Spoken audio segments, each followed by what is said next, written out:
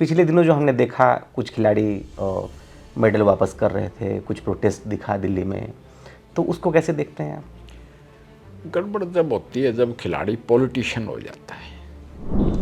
तो जो खिलाड़ियों की डिमांड थी, आपको लगता है कि समय रहते अगर उसको सोल्व कर दिया जाता तो अच्छा होता, जो उसमें डिले हुआ? क्योंकि बाद में तो ब्रजभूषण शरण सिंह को हटाया गया, लेकिन वो फैसला पहले हो जाता। पीटी उषा जी हैं मेरे साथ राज्यसभा में। She is a very fair person, A well meaning person. उसकी भी इंसल्ट हुई इसमें। तो वो जो मोदी जी कह रहे हैं कि 370 पार, उसमें सच्चाई है, क्योंकि परफॉर्मेंस पे लोग फिदा हैं। आप क्या देख रहे हैं कि विपक्ष कमजोर है इसीलिए मोदी जी को 370 सीटें आ जाएंगी, या फिर सरकार ने इस तरह का काम किया है इसीलिए लोग वोट करेंगे? विपक्ष को तो हम कमज़ोर करना नहीं चाहते, न हम चाहते कि डेमोक्रेसी में विपक्ष कमज़ोर हो, वो तो करेक्ट करता है। नमस्कार, संवाद पर आप सभी का स्वागत है और मैं आपका साथ हूं राजेश कुमार। आज हमारे साथ वो शख्सियत मौजूद हैं जिन्होंने अलग अलग तरीके से लगातार समाज में अपनी सेवाएं दी और उसके बाद राजनीति में आए, और राजनीति में लगातार पिछले 2018 से अपनी सेवाएं दे रहे हैं। उससे पहले सेना में अलग अलग तरीके से उन्होंने अपनी सेवाएं दी, पेशे से डॉक्टर हैं और अलग अलग तरीके से उन्होंने लगातार क्या कुछ किया उन्होंने। और हरियाणा को लेकर हम बात करें तो क्या कुछ हरियाणा की राजनीति को कैसे देख रहे हैं, और क्योंकि अभी अपकमिंग इलेक्शंस हैं, लोकसभा चुनाव 2024, तो उसको लेकर क्या कुछ स्ट्रेटजी है, आज हम उनसे बात करेंगे। डीपी वत्स जी, संवाद पर बहुत स्वागत है आपका। सबसे पहले तो आपका कार्यकाल अब खत्म हो जाएगा अप्रैल में, तो आपका जो ये 6 साल का कार्यकाल रहा, कैसा रहा? क्या कुछ आपने उसमें विशेष जो है वो समाज के लिए किया, देश के लिए किया? ये 6 साल का कार्यकाल मेरा काफ़ी एजुकेटिव भी था और सेटिस्फाइंग भी था कि फ़ौज में रह के, बाहर रह के हम ये ज़रूर सोचते हैं कि it is easy to govern, मगर जब नज़दीक से देखते हैं तो हिंदुस्तान की डेमोक्रेटिक गवर्नेंस बड़ी कॉम्प्लेक्स है। एंड आजकल वर्ल्ड जो है वो एक ग्लोबल विलेज है जी। तो पूरे international environment also affects India. और हमारा सबसे बड़ा मुल्क है, 143 करोड़ की आबादी है, तो उसमें मोदी जी की दृढ़ संकल्प या दृढ़ इच्छा शक्ति वाली लीडरशिप मैंने देखी। और मैं स्टैंडिंग कमेटी ऑन डिफेंस का तो ऑफिशिएटिंग चेयरमैन भी रहा, मेंबर तो हूँ, और member consultative committee ministry of home affairs and ministry of health and family welfare का भी रहा।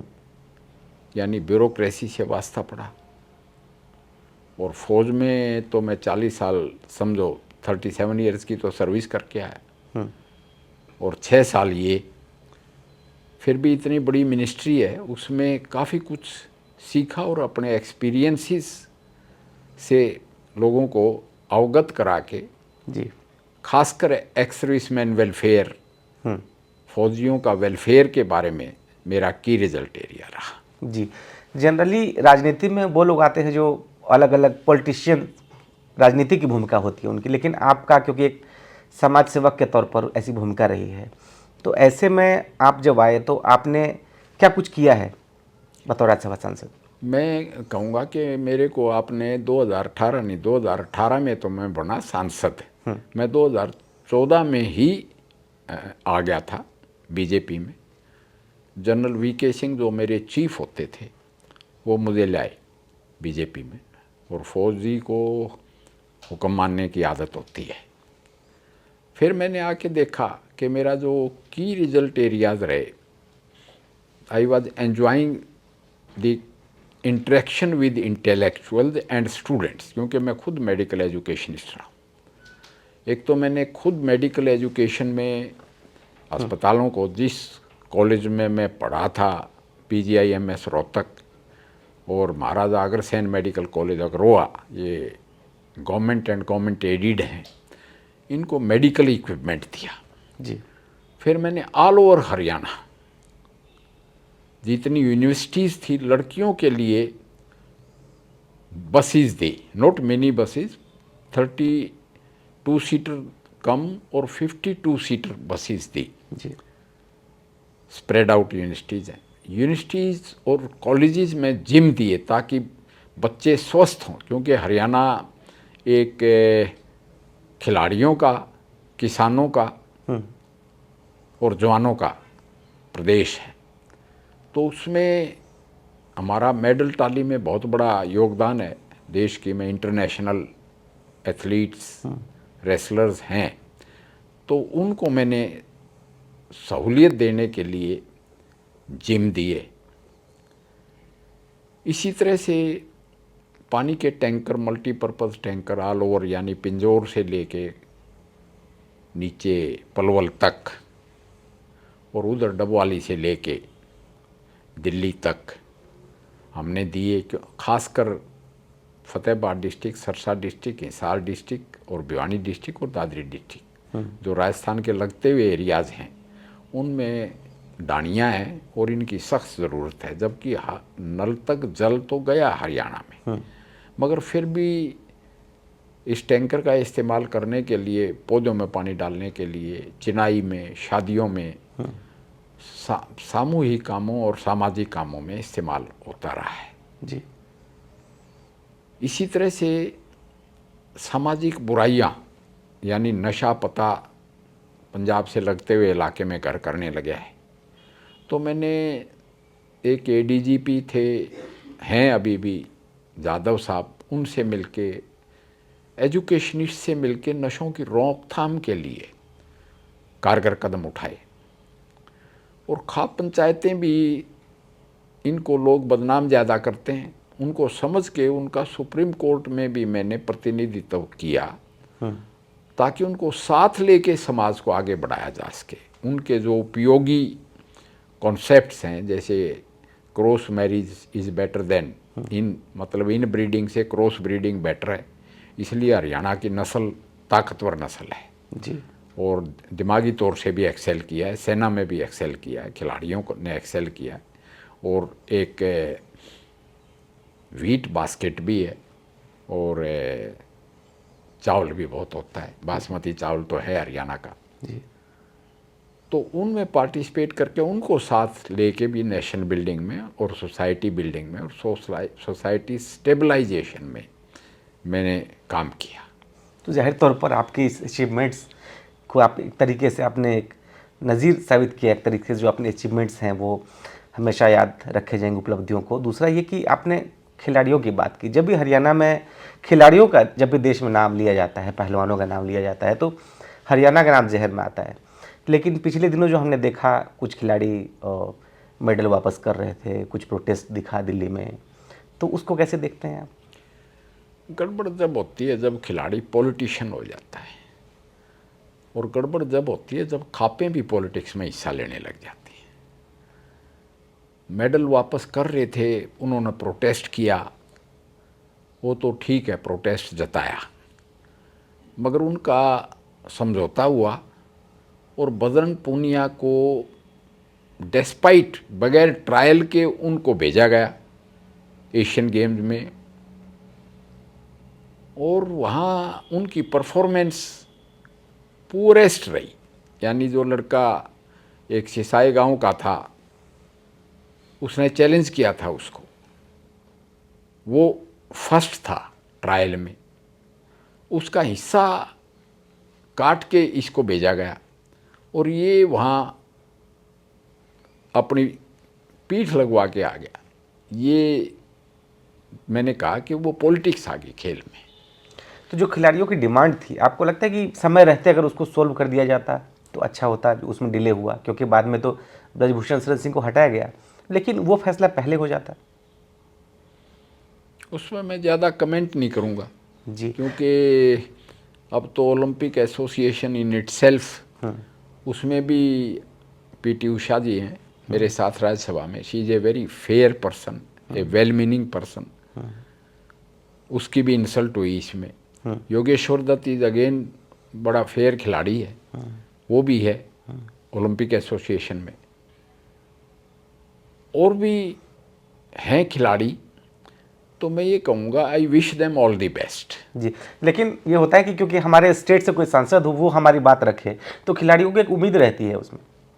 खिलाड़ियों को मैंने एडवाइस भी किया, उनकी बात भी रखी, मगर मैंने कहा जब चीज़ें पॉलिटिकल होगी तो वो मात खा गए। जी, अब क्योंकि 2024 इलेक्शन एकदम सामने है, अगले कुछ दिनों में तारीख का अनाउंसमेंट हो जाएगा। हरियाणा में खासकर बात करें तो यहाँ पर आम आदमी पार्टी और कांग्रेस एक साथ मिलकर लड़ रहे हैं। आम आदमी पार्टी ने कुरुक्षेत्र से सुशील गुप्ता को भी उतार दिया है मैदान में। तो आप कैसे देखते हैं इसको कि विपक्ष की इस अलायंस को? हरियाणा में पहले भी हमारी 10 की 10 सीट आई थी, एक दफ़ा 9 आई थी 2014 में, 2019 में 10 की 10 आई। अभी भी हमारी पोजीशन और बेहतर है, यानी पब्लिक का रिस्पांस परफॉर्मेंस पे होता है। नारे तो बहुत देते हैं, आम आदमी पार्टी ने बड़े पंजाब में नारे दिए, दिल्ली में नारे दिए, मैं अभी पंजाब में गया था। अब लोग उससे विमुख हैं। उनके खुद नेताओं को, भगवंत मान को भी मैंने कहते सुना, उनकी नेत्री को भी कहते सुना कि जो हम प्रॉमिस करते थे जब वो ग्राउंड पे आते हैं तो उनमें से वो पूरे नहीं किए जा सकते।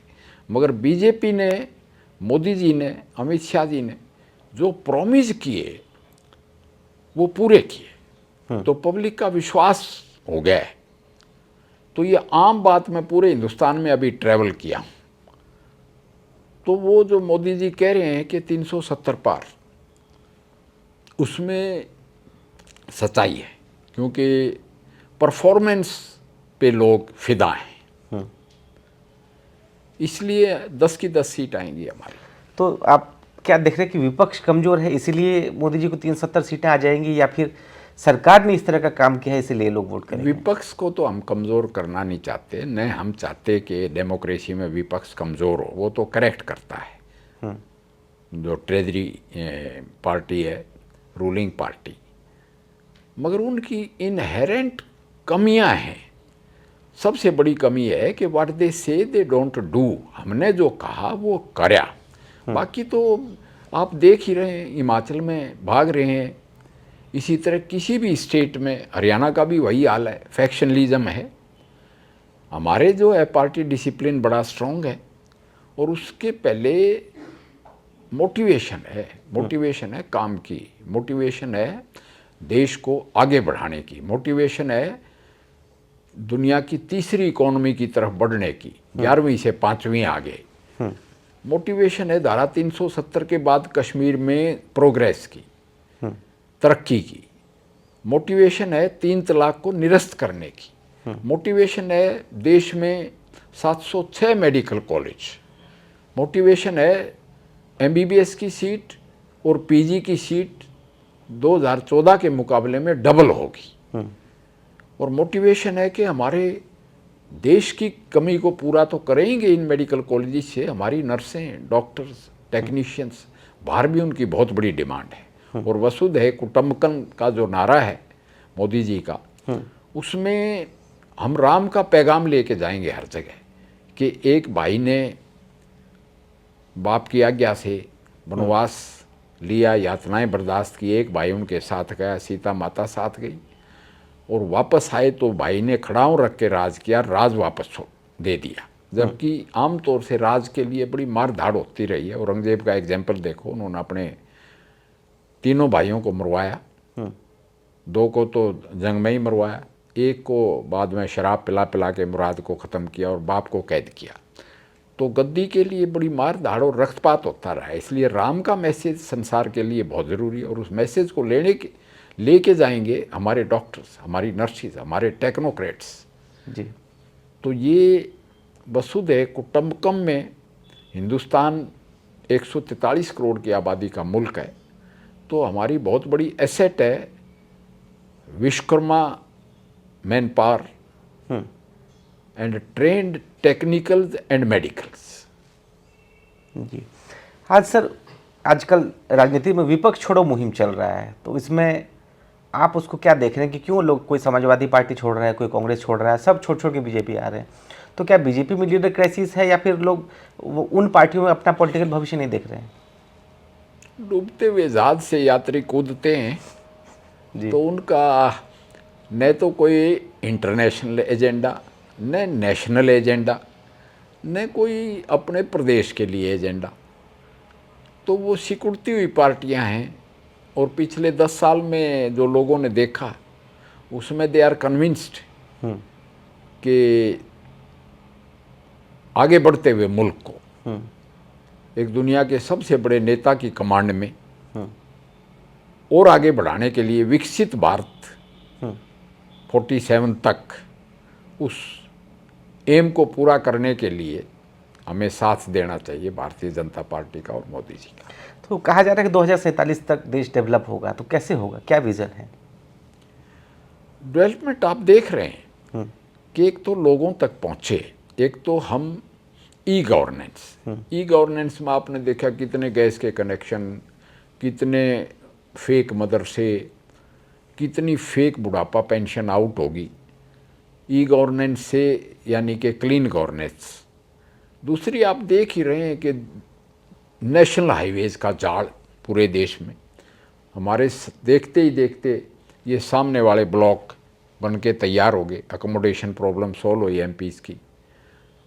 डेस्पाइट कोविड और डेस्पाइट रेजिस्टेंस, नई पार्लियामेंट बिल्डिंग तैयार हुई और हम शिफ्ट करें। मैं लक्की रहा कि दोनों जगह मैं बैठा जी। और नई बिल्डिंग बिल्कुल जो है वो यूज़र फ्रेंडली है।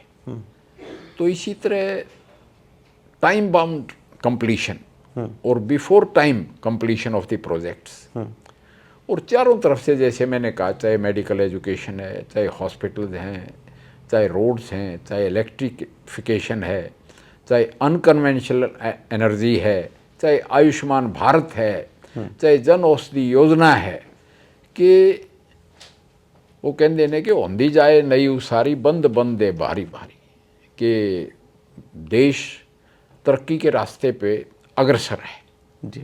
इसलिए लोगों का विश्वास बढ़ता जा रहा है भारत में, मोदी जी में, डेमोक्रेटिक गवर्नेंस में, और दुनिया में हमारी क्रेडिबिलिटी, हमारी पड़त बढ़ती जा रही है।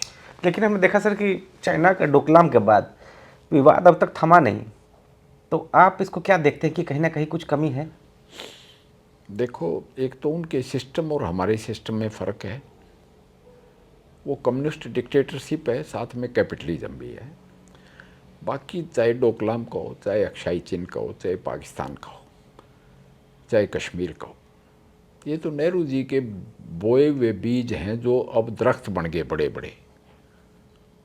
तो उसमें न तो हमारी बाउंड्री मार्क्ड, यानी हिंदी चीनी भाई भाई का नारा तो उन्होंने दे दिया, तिब्बत को चीन का हिस्सा मान लिया जो कि एक बफर स्टेट थी, और इसी तरह 62 में हमारी डिबेकल होगी। कश्मीर को पटेल छुड़ा रहे थे, ये यूएनओ में भाग गए नेहरू जी, और वरना हमारी बाउंड्री अफ़गानिस्तान से मिलती और अर्स्टवाइल यूएसएसआर से भी मिलती, जाके पाकिस्तान काबू में रहता, और पाकिस्तान इन इटसेल्फ बनाने में भी जिन्ना और नेहरू का बड़ा हाथ है। तो एक मुल्क के 3 टुकड़े हो गए, आपस में लड़ते हैं, हर वक्त वो युद्धरत हैं, बरसरे जंग हैं, एक कंटिन्यूड स्टेट ऑफ वारफेयर होगी, और वार ज़रूर ड्रेन करता है इकॉनमी को, कंट्री को, लोगों के वेलफेयर को। तो ऐसे हालात में ऊपर से 100 साल की एक बीमारी कोविड आई, ऐसे हालात में देश को संभाले रखना, इकॉनमी को संभाले रखना, और 11वीं इकोनॉमिक ताकत से 5वीं पे आना, और अब तीसरी की तरफ 2-3 साल में हम बढ़ जाएंगे, जापान और जर्मनी को ही पीछे छोड़ देंगे। तो इन अचीवमेंट्स को मद्देनज़र रखते हुए हम सर्टनली बाय 47 हम एक विकासशील देश से विकसित भारत होंगे। जी। अब बात करें सर कश्मीर की, वहाँ पे हमने अनुच्छेद 370 तो ख़त्म कर दिया, लेकिन जो आतंकी घटनाएं हैं वो ख़त्म नहीं हुई है। क्योंकि हमारी लड़ाई कश्मीरियों से नहीं है, हमारी लड़ाई पाकिस्तान की इंटेलिजेंस एजेंसी से है। अब जब प्रॉक्सी वार चल रहा हो, तो उसमें और प्रॉक्सी वार भी अपनी शक्ल चेंज कर गया। अब ये हो गया इंटरनल सिक्योरिटी ज़्यादा अहम होगी, एक्सटर्नल इन्फिल्ट्रेशन रोकना और इंटरनल सिक्योरिटी। तो फौज का और पैरामिलिट्री फोर्सेस का और सिविल पुलिस का रोल एमेलगमेटेड हो गया। तो हमने 6.25 लाख करोड़ तो फौज का बजट दिया है और 2.5 lakh crore budget home ministry का भी है। ये सिलसिला काबू किया है सिन्हा साहब ने, बहुत कम हो गया, स्टोन पेल्टिंग ख़त्म होगी, टेररिस्ट अटैक्स भी 90% 80% कम हो गए। मगर जब तक पाकिस्तान पे फौज की हुकूमत है ये लड़ाई बरकरार रहेगी। जी, हमने पाकिस्तान में देखा हाल में जो चुनाव हुआ है नेशनल असेंबली का, उसमें जमकर धांधली हुई। हालांकि अब दोबारा शहबाज शरीफ वहाँ पे पीएम चुने गए हैं। तो आप क्या देखते हैं कि अब इसके बाद कुछ रिश्ते जो रिलेशन है भारत पाकिस्तान के बेहतर होंगे? पाकिस्तान से रिलेशन बेहतर होना तो दोनों मुल्कों के लिए और पूरे उप महाद्वीप के लिए अच्छा है, मगर उससे पहले डेमोक्रेसी कायम हो, टेररिस्ट यानी प्रॉक्सी वार कायम हो। वो जब तक वहाँ की सेना के सामने डेमोक्रेसी एक बोनसाई है, जैसे गमले में डेमोक्रेसी है, वो चाहे तो उसको वहाँ रख दें, चाहे तो उसको जो बैक सीट ड्राइविंग है, क्योंकि अब इकोनॉमिक हालत उनकी बहुत ख़राब है। सेना की इंटरफेरेंस की वजह से उनकी इकोनॉमिक हालत बहुत ख़राब होगी। जी, ऐसे हालात में सेना टेक ओवर भी नहीं करेगी, बट वो इलेक्टेड रिप्रेजेंटेटिव्स को पूरी तरह काम भी नहीं करने दी और बड़े लार्ज स्केल धांधली करती, तो पब्लिक का कॉन्फिडेंस लूज कर दिया। जी। एक सर, अब क्योंकि आगे कुछ दिन में अब टिकट बंटवारा और अनाउंसमेंट शुरू हो जाएगा बीजेपी की तरफ से, तो एंटी इनकमेंसी फैक्टर को ख़त्म करने के लिए ऐसा कहा जा रहा है कि बीजेपी इस बार जो मौजूदा सांसद हैं 30 से 40% टिकट काटेंगे। तो आप उसको कैसे देखते हैं? नेचुरली एंटी इनकम्बेंसी फैक्टर होता है। लोग खासकर डेमोक्रेसी में सारे वादे पूरे नहीं होते और वो पब्लिक के नुमाइंदों पर नाराज़ होते हैं। मगर हम गुजरात में, मध्य प्रदेश में, ऐसे बहुत से प्रदेश हैं जहां हम थ्रू आउट यानी बहुत लंबे अरसे से हुकूमत कर रहे हैं। उसमें क्या होता है, जब आपकी डिलीवरी रेट बढ़ जाता है तो लोगों का विश्वास कायम हो जाता है। जब आप खुद रोल मॉडल होते हैं तो लोगों का विश्वास आप में कायम हो जाता है। तो एंटी इनकम्बेंसी फैक्टर में सांसदों के टिकट काटना, विनेबिलिटी देखना, उनका रिपोर्ट कार्ड देखना, ये पार्टी हाईकमांड का काम है। इस पार्टी में कार्यकर्ता सबसे ऊपर है और कार्यकर्ता को जो हाईकमांड से, यानी कि इट इज़ बीजेपी भी कार्यकर्ताओं की सेना है। लेकिन सर, आपको नहीं लगता कि जिन सांसदों का टिकट कटेगा वो फिर अपोजिशन में जाके वहाँ से अगर लड़के बीजेपी को डैमेज नहीं पहुँचाएगा फिर वो?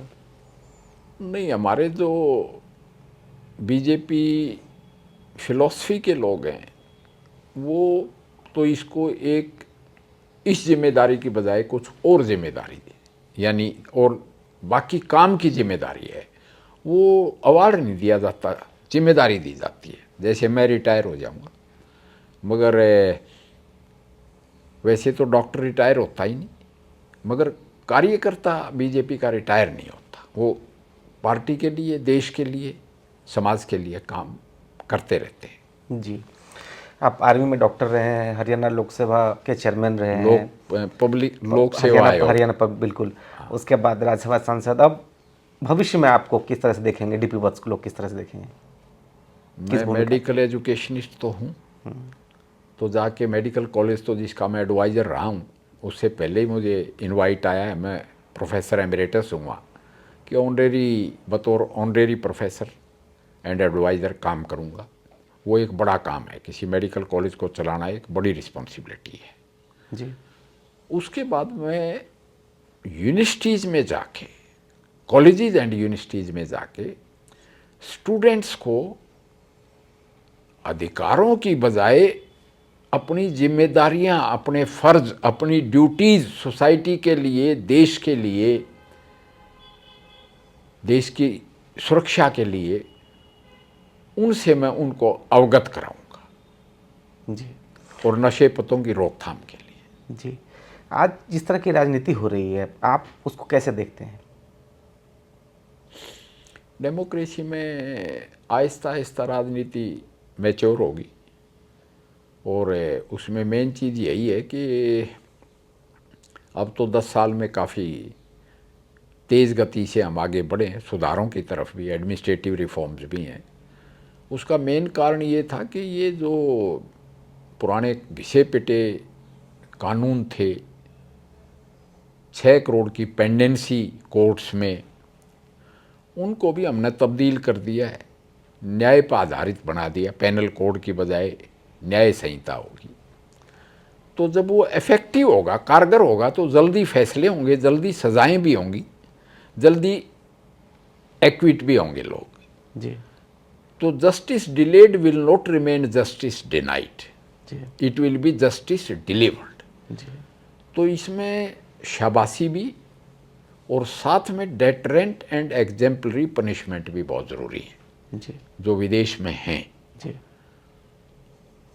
उसी तरह हमारे में भी हमने करीब 1500 कानून निरस्त कर दिए जो घिसे पिटे थे, मेडिकल काउंसिल ऑफ इंडिया तक को निरस्त कर दिया। इसी तरह से जब न्याय संहिता लागू हो जाएगी तो देश का एडमिनिस्ट्रेशन इंप्रूव होगा, यानी the things start from top and they percolate to the bottom. तो हमारा देश एक बहुत ही समानताओं का देश भी है, साथ में विविधता में एकता वाला देश है। तो हमें एकता के मुद्दों को ज़्यादा देखना है, विविधता के बताए। फेडरेशन तो है ये, उसमें गुड गवर्नेंस में मोदी जी का एक्सपीरियंस है, 13 साल का तो वहाँ गुजरात में, और वहाँ भी मैंने जाके देखा, वहाँ भी every department in the state उसको IIM के डिपार्टमेंट्स एसेस कर रहे थे, स्टडी करके फिर लागू किया जाता था रिफॉर्म्स को। जी इसलिए गुजरात मॉडल बन गया। इसी तरह यहाँ भी हर एक लेवल पे फीडबैक, जैसे मैंने कहा report card, feedback and quick actions, punishments. जैसे ED और CBI को बदनाम तो करते हैं, मगर जहाँ जहाँ भी हाथ डाला काफ़ी प्राइमा फेशिया मिला, 100 टेलीफोन बदल गए लोग, आबकारी घोटाला हो गया, हर जगह ही घोटालों की सरकार है। उसको मतलब बदनाम पकड़ा। किया गया एजेंसी को, लेकिन कुछ ना कुछ अगर पड़े कहीं रेट तो बहुत कुछ निकला हुआ। मैंने कहा हमने तो चोरों को पकड़ा, अब उनमें हिम्मत है, कभी वो आए ताकत में, तो हमारी सरकार तो बगैर घोटालों की सरकार है। तो ज़ाहिर तौर पर 2014 में राजनीति में आने वाले DP वर्स ने आर्मी से लेकर समाज तक हर जगह इन्होंने अहम भूमिका निभाई है, और अब देखना है कि अप्रैल के बाद जब इनकी नई भूमिका होगी तो वो क्या होगी और किस रूप में फिर देखेंगे।